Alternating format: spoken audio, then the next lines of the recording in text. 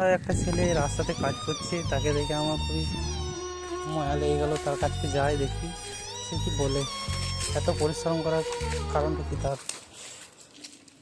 তো তুমি এত পরিশ্রম কেন করছো?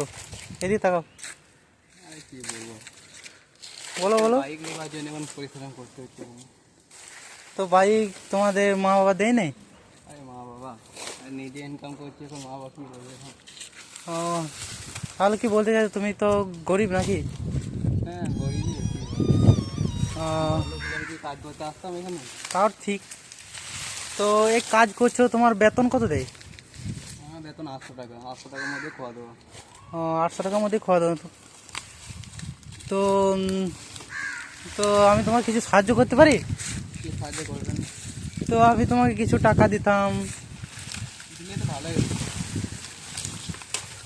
বেশ, তাহলে তুমি কিছু টাকা রাখো, দিলাম টাকা। এ তো বন্ধু দেখতে পাচ্ছ, এই 10টা টাকা আর দুটো স্যান্ডও করে দিচ্ছি। তো তুমি খুশি তো? খুশি। তো একটা সেলফি দিতে পারি? হ্যাঁ, ইয়েস ইয়েস।